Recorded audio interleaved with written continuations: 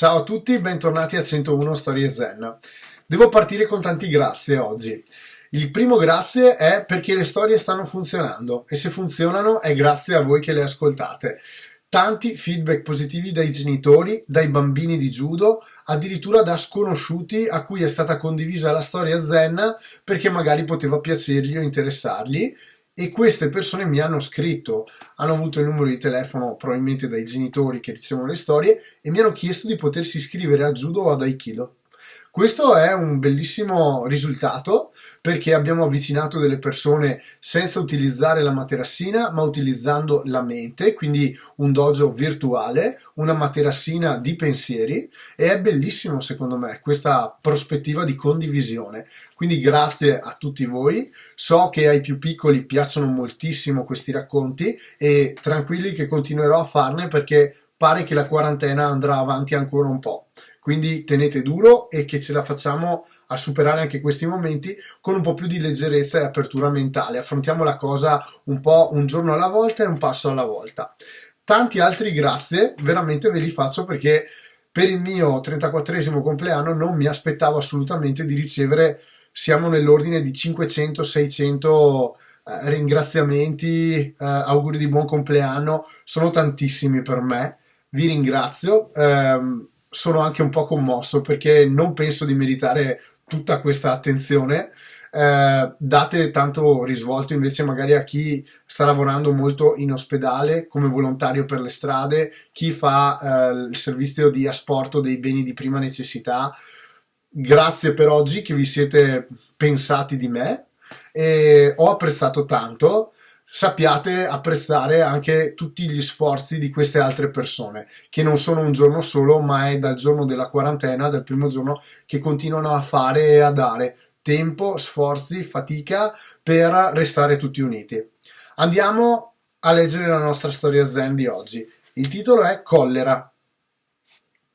Uno studente di Zen andò da Bankei e gli espose un suo problema. Maestro, io ho certe collere irrefrenabili. Come posso guarirne? Hai qualcosa di molto strano davvero, disse Bankei. Fammi dunque vedere. Di che si tratta?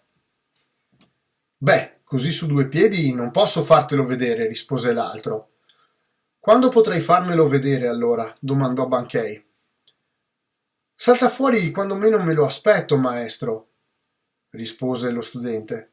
Allora, concluse Bankei, non deve essere la tua vera natura. Se lo fosse, potresti mostrarmelo in qualunque momento. Quando sei nato, non l'avevi, e non te l'hanno dato o insegnato i tuoi genitori. Pensaci un po' su.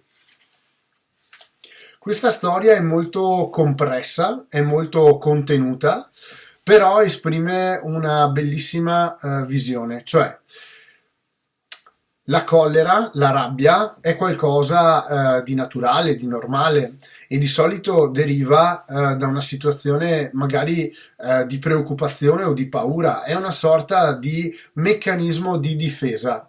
Non si è in collera per attaccare, anche se sembra di attaccare. Si è in collera di solito per recuperare le distanze, per cercare di tenersi staccati, distanti e far sì che gli altri non si avvicinino. È un meccanismo di difesa la collera. L'ira, la rabbia sono meccanismi di protezione, di salvataggio di se stessi. Questo è importante da capire e da sapere per un solo motivo. Quando vedete qualcuno in collera, non dovete arrabbiarvi anche voi.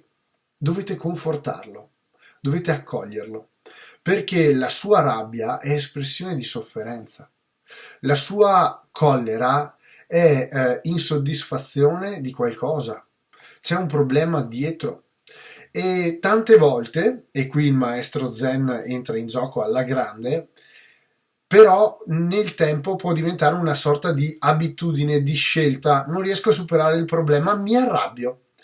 Ma è un meccanismo che io alleno, proprio come alleno il fisico o il corpo, io posso allenarmi a essere viziato, a essere pigro, a non studiare, io posso invece allenarmi a studiare, posso allenarmi a combattere e migliorare il fisico, posso addestrarmi.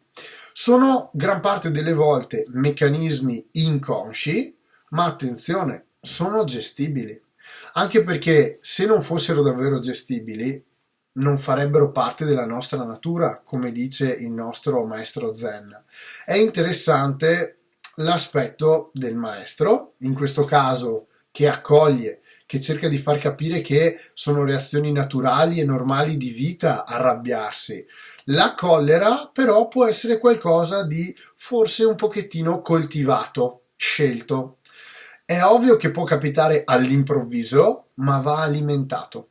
È come il fuoco, bisogna dargli ossigeno, bisogna dargli del materiale da consumare. Non usate la vostra energia, che può essere a utilizzo positivo o a utilizzo negativo, per alimentare la collera. Utilizzate la vostra energia a sopprimere questa rabbia, a gestire questa rabbia, a veicolare questa rabbia, perché è normale come emozione, non è normale alimentarla.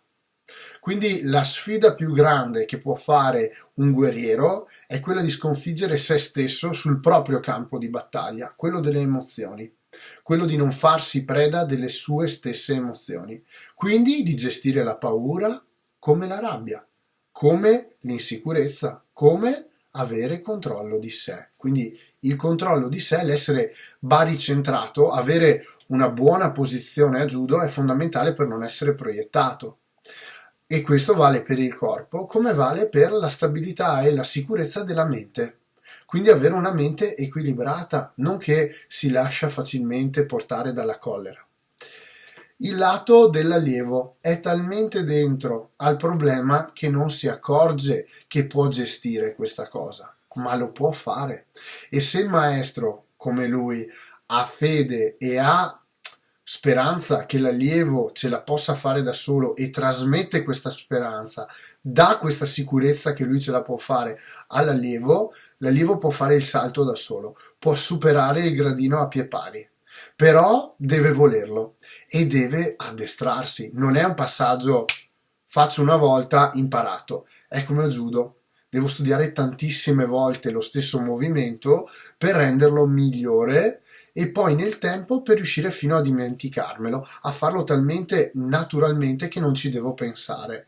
All'inizio non sarà un processo facile, però è bello perché l'allievo è talmente dentro che vede questo problema, lo riconosce, ma non sa come affrontarlo e cosa fa?